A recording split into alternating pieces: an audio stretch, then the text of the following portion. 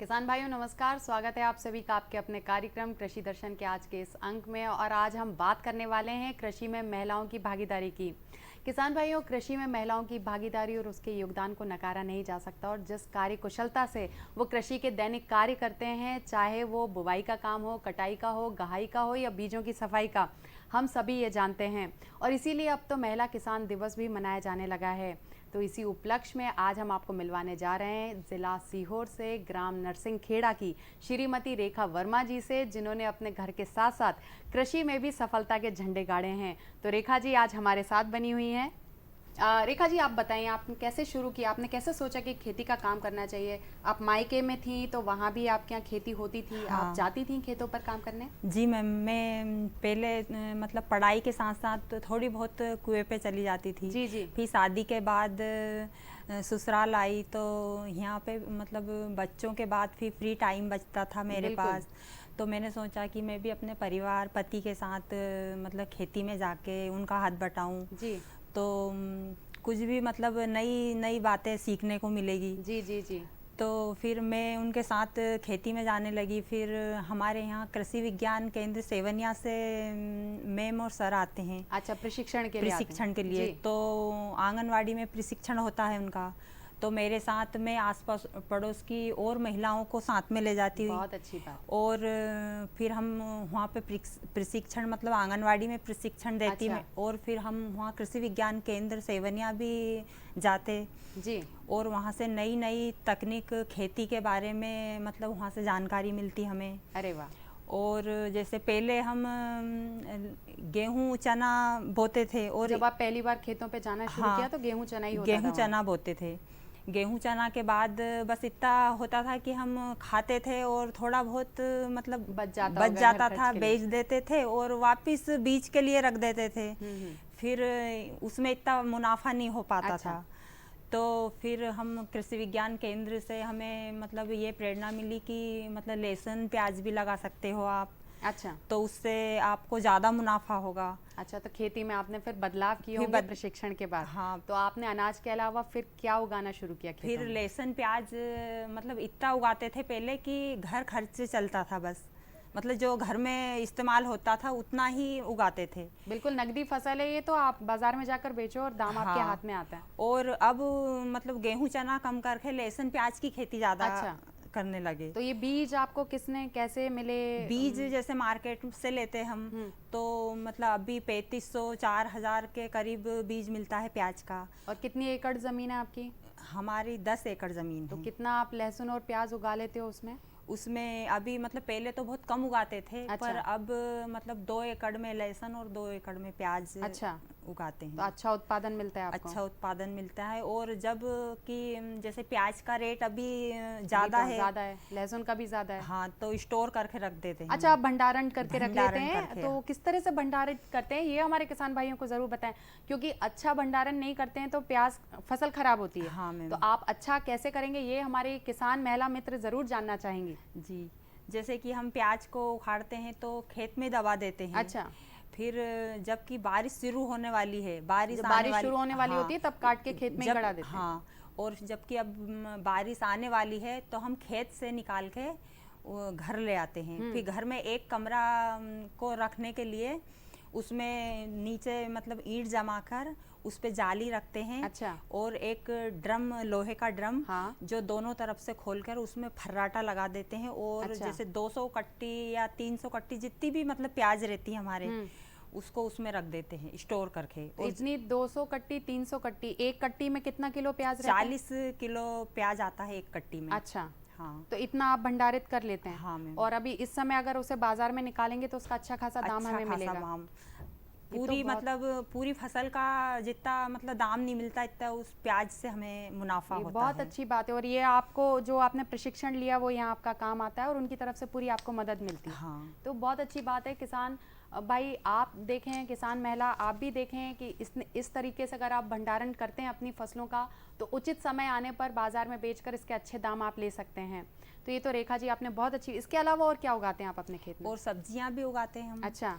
मतलब कि जो सब्जी हम बाजार से सब्जी बिल्कुल नहीं खरीदते। अच्छा। हाँ, कृषि विज्ञान केंद्र से हमें बीज उपलब्ध होता अच्छा। है और वो हम घर में लगाते हैं हमारे खेत में। अच्छा और उसमें जो बाजार का खाद नहीं डालते हम। अच्छा, हाँ, क्या डालते जो हैं फिर? गोबर का खाद होता है उसी को डालते हैं हम उसमें। अच्छा और जो प्योर सब्जी मतलब देसी हमारे घर की वही सब्जी खाते हैं हम। घर की सब्जी की तो बात ही अलग। हाँ, तो ये गोबर की आपने बात की, घर की खाद, इसका मतलब आप पशुपालन भी करते हैं? पशुपालन भी करते तो हैं। क्या क्या पाला हुआ है आपने घर में? हमारे यहाँ भैंस है। अच्छा। 2 भैंस है, 2 गाय है। अच्छा। पहले मतलब एक रखते थे दूध के लिए। अब हम मतलब जितना हमें घर में यूज में आता है दूध वो भी रखते हैं। अच्छा। और डेयरी पे भी देते हैं हमें। अच्छा, तो तो आप उससे भी हमें मुनाफा मिलता है, काफी कौन मुनाफा। कौन सी नस्ल की गाय भैंसें रखी हैं आपने? वो भैंस में है कुंडल। अच्छा और गाय है माड़ी गाय बोलते हैं। अच्छा। और जर्सी। अच्छा, हाँ। और देखभाल कैसे करते हैं पशुओं की? जो मतलब भूसा निकलता है गेहूं चना के, गेहूं चना का निकलता उसको है। स्टोर करके रख देते हैं अच्छा। उनके लिए। और उनके लिए एक खेत में अलग से बरसिंग बोते हैं। बरसीम तो हरा चारा तो हरा बहुत ही चारा ज्यादा अच्छा होता है। तो वो हरा चारा खाती है तो वो दूध भी ज़्यादा देती है। बहुत अच्छी और बात। डेयरी पे देते हैं तो वहाँ से खल भी ले आते हैं। तो बहुत अच्छी बात है, आप प्याज लहसुन से भी अच्छा फ़ायदा मिलता है, साथ में आप पशुओं को पालते हैं और पशुओं के ऊपर भी उनके चारे के लिए आपको अलग से कुछ करने की ज़रूरत नहीं है, खेतों में आप उगाते हो। हाँ। और जो चने और गेहूं की चने की जो खली निकल हाँ। रही है, भूसा निकल रहा हाँ। है, और बरसीम भी आप बो रहे हो। हाँ। तो ये सब ये बहुत अच्छी सीखने वाली बातें होती हैं किसान महिला मित्र की। अपन अगर अपने खेत हैं, थोड़ी ज़मीन भी है, पशुओं को भी पाल लेते हैं तो ये आप अतिरिक्त आय का जरिया ये आपके बन जाते हैं। आप हमारी और महिला किसान भाइयों को क्या बताना चाहेंगे कि जब हम मुनाफा कमाते हैं, हाथ में पैसा आता है, वो सफलता का अनुभव कैसा होता है? वो ज़रूर आप हमारी किसान भाइयों को बताएं। अपनी मेहनत की कमाई का तो फल अलग ही होता है मैम। बिल्कुल सही बात है। हाँ। तो ये ज़रूर आप हम बताएं किसी भी कि चीज के लिए मतलब पति बच्चे किसी के सास ससुर के आगे हाथ फैलाने की जरूरत नहीं रहती है। इतनी अच्छी बात। अच्छा, अपन ने जब खेती शुरू की आपने, तो ऐसे बहुत आसान तो कुछ भी नहीं होता। हाँ, तो हमारे यहाँ तो बहुत ही मतलब मुश्किल है खेत पे जाना। बीच में नदी पड़ती है। अच्छा। और इस टाइम में जो नदी का बंधान वो रोक देते हैं तो उस पार जाना बहुत ही भर मुश्किल। जाती होगी नदी भर तो। जाती है पूरी। तो नाव से जाते हैं हम उस पार। फिर भी आपने हार नहीं मानी? फिर भी हार नहीं मानी। कभी कभी तो हम उसमें डूब भी जाते हैं फिर निकालते हैं, मतलब निकल जाते हैं। तैरना आता है तो कितनी दूर है घर से खेत? घर से खेत ज्यादा दूर नहीं है लेकिन नदी पास है। नदी पास? हाँ, तो नदी के उस पार है हमारा खेत। अच्छा अच्छा, नहीं बहुत बहुत अच्छी बात बताई। और ये कोई भी कार्य या कोई भी सफलता आसानी से तो मिलती नहीं है, उसके लिए संघर्ष करना पड़ता है, इच्छा करनी पड़ती है। और ये आजकल महिलाएं हर क्षेत्र में आगे बढ़ रही हैं, तो कृषि क्षेत्र में भी पीछे नहीं रहना चाहिए। रेखा जी, आपने इतना अच्छा हम लोग को जानकारी दी, महिला मित्रों के लिए आप एक प्रेरणा बनकर उभरी हैं। इतनी अच्छी जानकारियों के लिए धन्यवाद आपका। आपको भी बहुत बहुत धन्यवाद मैम।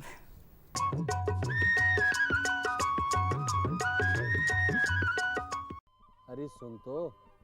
मुझे क्या सुनाना चाहते हो? जो सुनाओ मेरी सौतन को। किसको? अरे वही तुम्हारा मोबाइल फोन जिससे सुबह शाम दिन रात चिपके रहते थे और कहते थे किसान कॉल सेंटर से बातें हो रही हैं। अच्छा ये बात है। हाँ, क्यों? क्या हुआ? अब बात नहीं होती क्या? अब तो झट से बात हो जाती है। संबंधी समस्याओं का अपनी भाषा में तुरंत हल पाने के लिए पूरे भारत में किसी भी फोन से हेल्पलाइन नंबर पर संपर्क करें। किसानों का दोस्त किसान कॉल सेंटर।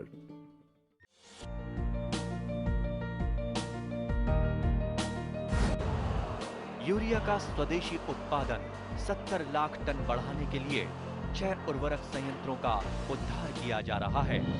FCIL के गोरखपुर, सिंदरी, तलचर और रामागुंडम संयंत्र, HFCL की बरौनी इकाई और BVFCL की नामरू फोर्थ। सोने पर सुहागा ये है कि देश में अब बनेगा सिर्फ नीम लेपित यूरिया, क्योंकि इससे होगा किसानों का फायदा ही फायदा। अनाज का उत्पादन 10% तक बढ़ेगा। बढ़ेगी 10 से 15% नाइट्रोजन क्षमता।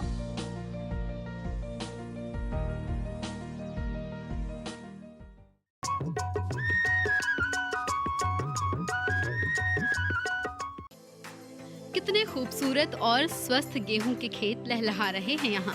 जी हाँ, पवार खेड़ा की मिट्टी में तैयार किए गए ये गेहूं 1 या 2 सिंचाई ही मांगते हैं और यहाँ समय समय पर किसानों को प्रशिक्षण भी दिया जाता है। मेरे कहने का मतलब ये है कि उन्हें प्रैक्टिकल करके सिखाया जाता है, जिससे वो अपने खेतों में जाकर ये सभी उपाय और तकनीक इस्तेमाल करें और फसल की उन्नत पैदावार करें। आज इन दोनों महिलाओं की सफलता की कहानी पूरे जिले में बड़े ही सम्मान के साथ कहीं और सुनी जा रही है।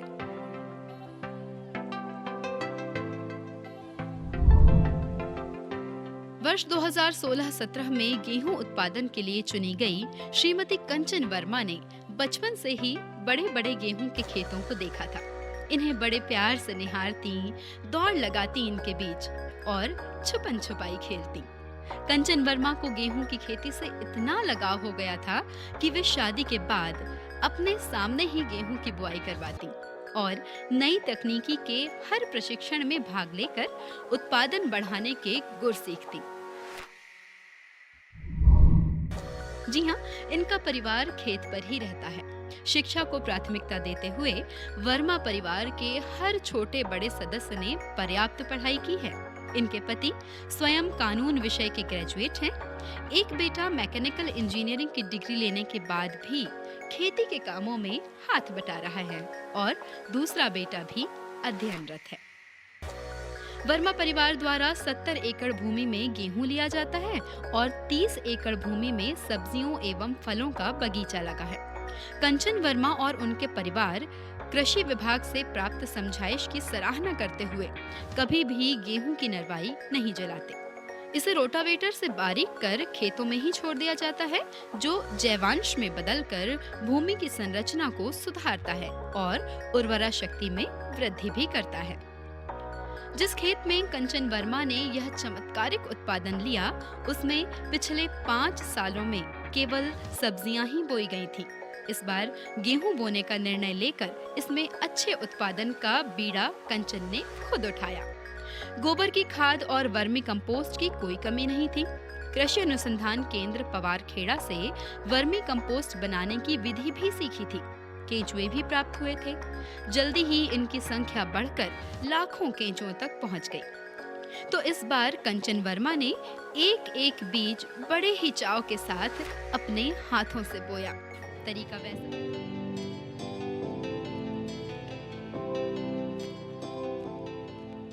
तो आइए जानते हैं कंचन जी से कि कैसे उन्होंने इस गेहूं की फसल को तैयार किया है और क्या कुछ खास किया है जिससे उन्हें मिला है राष्ट्रपति अवार्ड।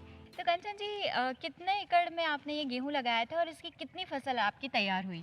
हमने 3 हेक्टेयर में लगाया था। अच्छा, तो हमने जैसे 1 एकड़ में 45 किलो गेहूं बोया था जी। तो हमको 44 कुंटल गेहूं प्राप्त हुआ था। कौन सी खाद इसमें इस्तेमाल की और क्या कृषि अनुसंधान केंद्र से आपको हाँ, कोई मदद हमने मिली? ये मिट्टी का परीक्षण कराया था, उसमें हमें पोटास कम लगा था। उन लोगों ने अच्छा। बोला, तो हमने इसमें पोटास भी डाला था खेतों में। अच्छा, और हमने खाद जो अंग्रेजी खाद होती है कम मात्रा में यूज करी है। जो कंपोस्ट खाद होती है, केचुए वाली खाद होती है, उसका ज़्यादा यूज करा है। ये जो डिबलिंग पद्धति की आपने बात करी, ये क्या है और इसे आपके दिमाग में कैसे आया कि मैं इसे इस्तेमाल करूं? क्योंकि इसमें ऑब्वियस सी बात है कि मेहनत आपकी बहुत ज़्यादा लगी होगी। डिबलिंग पद्धति ऐसा जैसे कि हम लोग रोपा डालते हैं सब्जियों का, उसी हिसाब से हम गेहूं को भी हाथों से ही बोया। अच्छा, हाँ, उसमें गेहूं की जो दूरी होती है समान मात्रा में होती है जी। जैसे कि 7-8 इंच की। उससे क्या होता है कि गेहूं दूर रहता है, कम लगता है बीज, तो कूचे अच्छे बनाता है। और आप जब ये सब खेती किसानी का काम करती हैं तो घर कैसे मैनेज हो पाता है? क्या करती हैं आप? पहले हम घर का काम करते हैं सुबह जल्दी, और उसके बाद हम खेती देखते हैं। इसी जिले का गौरव बढ़ाने वाली एक और महिला किसान श्रीमती शिवलता महतो भी कुछ कम नहीं हैं। एक छोटे से गांव पथरौटा की संघर्षशील किसान शिवलता महतो केवल 1.25 हेक्टेयर भूमि की स्वामिनी हैं। इन्होंने चना उत्पादन में 19 क्विंटल प्रति एकड़ उत्पादन लेकर अनोखा रिकॉर्ड बनाया है और राष्ट्रीय स्तर पर अपनी धाक जमाई। इतना उत्पादन तो विपुल उत्पादन देने वाली फसल गेहूं का भी नहीं मिल पाता। कुछ अपने पति से और कुछ कृषि विशेषज्ञों से मार्गदर्शन लेकर शिवलता ने खेती का औरों से अलग हटकर रास्ता अपनाया। उनके सामने चुनौती ये थी कि भूमि कम थी और सिंचाई का साधन भी अपर्याप्त। ऐसे में चने की फसल लेने के अलावा और कोई विकल्प नहीं था। सबसे पहले तो श्रीमती महतो ने अपने पति को खेत की नरवाई न जलाने और जैविक खाद बनाने के लिए सहमत किया। कृषि विभाग के द्वारा दिए गए प्रशिक्षणों से मिली समझाइश का उपयोग कर उन्होंने उन्नत बीज अपनाने का निर्णय भी लिया। प्रदेश के ग्वालियर स्थित कृषि विश्वविद्यालय के द्वारा विकसित किस्म RVS 202 का प्रमाणित बीज लिया गया। जैविक खाद को रासायनिक उर्वरक की तुलना में अधिक महत्व दिया गया। पौध संरक्षण औषधियों की तो बहुत कम जरूरत पड़ी, लेकिन फसल को प्यार दुलार बहुत ज्यादा मिला। आपके परिवार में कैसा माहौल है और कौन कौन आपको सपोर्ट करता है, योगदान देता है, कौन आपकी मदद करता है सबसे ज़्यादा? परिवार में हम सब सपोर्ट करते हैं, अच्छे से हिल के सब रहते हैं। अच्छा, है ना। और अभी बच्चे भी हैं जो दोनों, वो भी मदद कर देते हैं। अच्छा, आपके 2 बेटे हैं? हाँ, 2 बेटे हैं। अगर ज़रूरत पड़े तो वो भी कर देते हैं। जी मैडम। चलिए, बहुत अच्छी बात है। आपसे इतनी सारी जानकारी मिली, आपके परिवार के बारे में हमें पता चला। सब एक दूसरे का बहुत सपोर्ट करते हैं और सामंजस्य से आप रहते हैं और इस तरह आपकी खेती बाड़ी चल रही है और आगे बढ़ रही है। आपको हमारी तरफ से बहुत बहुत शुभकामनाएं कि आपका काम ऐसे ही चलता रहे, ऐसे ही बढ़ता रहे और आपकी चने की फसल ऐसी ही लहलहाती रहे। लहरों से डरकर नौका पार नहीं होती, कोशिश करने वालों की कभी हार नहीं होती। और ऐसी ही 2 कोशिश करने वाली 2 महिला किसानों से हमारी मुलाकात हुई। जी हाँ, दोनों ने अपनी संघर्ष की कहानी बताई और सफलता के राज भी खोले।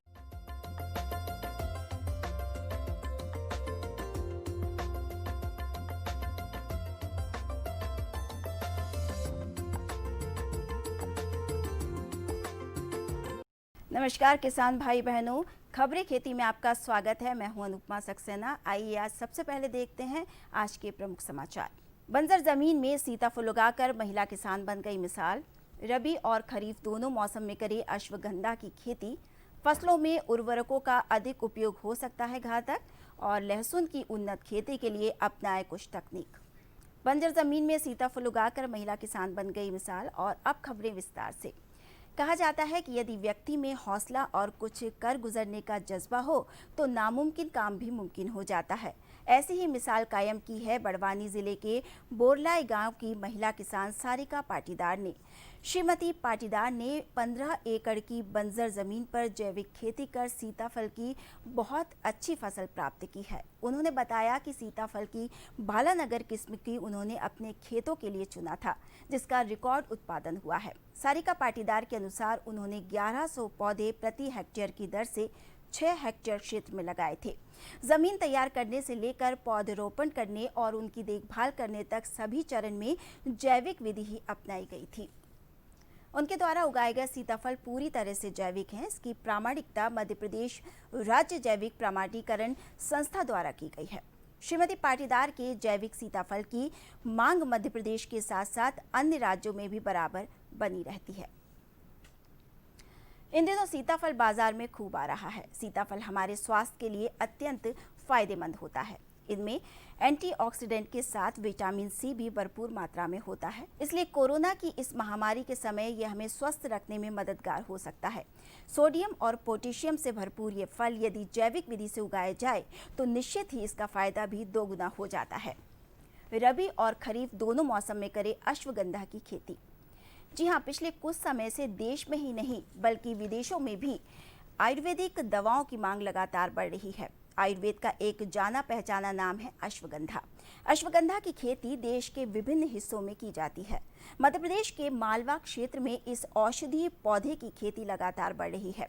अश्वगंधा ऐसा पौधा है जिसका हर हिस्सा किसी न किसी रोग में दवा का काम करता है। अश्वगंधा की खास बात यह है कि इसकी खेती रबी और खरीफ दोनों मौसम में की जा सकती है। अश्वगंधा की ढेरों किस्में पाई जाती हैं, लेकिन खेती का तरीका लगभग एक जैसा होता है। यदि खरीफ के समय अश्वगंधा की बोनी की जाए तो उस समय जमीन की नमी होना जरूरी होता है। 1-2 बार की बारिश के बाद बोनी करना लाभकारी होता है। जुलाई का अंतिम या फिर अगस्त का पहला हफ्ता बोनी के लिए अच्छा माना जाता है। यदि रबी सीजन में अश्वगंधा की फसल लेनी हो तो अक्टूबर मतलब इसी माह में बोनी की जा सकती है। हाँ, इसी मौसम में बोनी होने से फसल को 3 से 5 बार सिंचाई की जरूरत पड़ती है। अश्वगंधा को अधिकतर छिटका विधि से बोते हैं। इस फसल को रोपा लगाकर भी बोया जा सकता है। अश्वगंधा का बीज बहुत छोटा होता है, इसलिए इसकी बोनी में अतिरिक्त सावधानी बरतनी चाहिए। अश्वगंधा की फसल 150 से 170 दिनों में तैयार हो जाती है। इसकी पत्तियां पीली पड़ना और फलों का सूखना इसके पकने की निशानी है। ऐसे समय में इसके पौधे को जड़ से उखाड़ लेना चाहिए। वैसे तो अश्वगंधा का मुख्य औषधि हिस्सा इसकी जड़ होती है, लेकिन पत्तियां और बीज भी बहुत काम के होते हैं। फसलों में उर्वरकों का अधिक उपयोग हो सकता है घातक। पिछले कुछ समय से अधिक उत्पादन के लालच में खेती में उर्वरकों का प्रयोग लगातार बढ़ रहा है। तत्काल मिलने वाले थोड़े से फायदे के लिए कुछ किसान अपनी जमीन के साथ साथ आने वाली पीढ़ी के साथ भी खिलवाड़ करते हैं। आजकल उच्च विश्लेषण उर्वरकों में यूरिया, डाई अमोनिया फास्फेट और म्यूरेट ऑफ पोटाश जैसे रासायनिकों का खेतों में प्रयोग बढ़ गया है। पारंपरिक और जैविक खेती को छोड़ रासायनिक खेती का प्रयोग बढ़ने से मिट्टी की उत्पादन क्षमता कम हो रही है। देश के अनेक कृषि क्षेत्रों में खेती के लिए मुख्य पोषक तत्वों नाइट्रोजन, फास्फोरस और पोटाश का असंतुलित प्रयोग हो रहा है। रासायनिकों के असंतुलित प्रयोग से मिट्टी की उत्पादकता तो घटी ही है, साथ ही फसलों के लिए लाभकारी मित्र कीटों का भी सफाया हो जाता है। इससे फसलों की पौष्टिकता भी घटती है। बहुफसली सघन खेती से भूमि के भौतिक, रासायनिक और जैविक गुणों पर प्रहार हो रहा है। आज जरूरत इस बात की है कि जैविक और पारंपरिक खेती के तरीकों को अपनाया जाए, क्योंकि अब जैविक उत्पादन की मांग भी लगातार बढ़ रही है। लहसुन की उन्नत खेती के लिए अपनाएं कुछ तकनीक। भारतीय मसालों का एक महत्वपूर्ण हिस्सा है लहसुन। लहसुन सब्जियों का स्वाद तो बढ़ाता ही है, साथ ही कई रोगों से बचाता भी है। लहसुन की खेती बढ़ने के साथ साथ अब लोगों के किचन गार्डन का हिस्सा भी है। लहसुन ये रबी की फसल है। इसकी वृद्धि के लिए ठंडी और नम जलवायु उपयुक्त रहती है। ठंडी जलवायु का पौधा होने के कारण इसकी खेती फलदार बगीचों में भी की जा सकती है। वैसे तो लहसुन की खेती किसी भी प्रकार की जमीन में की जा सकती है, लेकिन इसमें दोमट मिट्टी अधिक उपयुक्त होती है। लहसुन की खेती के लिए 2 गहरी जुताई की आवश्यकता होती है। लहसुन के लिए 5 से 6 क्विंटल प्रति हेक्टेयर बीज की जरूरत होती है, लेकिन मशीन से बुआई करने से बीज की मात्रा बढ़ जाती है। लहसुन की बुआई अक्टूबर से नवंबर महीने में की जाती है। इसकी बुआई कतार से कतार में की जाती है। वैसे तो शुरुआती दौर में लहसुन के हरे पत्तों की भी खूब मांग होती है, लेकिन जब पत्ते पूरी तरह से सूख जाते हैं तब लहसुन को पका हुआ माना जाता है। लहसुन की फसल को पकने में 4 से 5 महीने लग सकते हैं। यदि उन्नत तरीके से लहसुन की खेती की जाए तो इसकी पैदावार भी बढ़ सकती है। इस समाचार में फिलहाल इतना ही।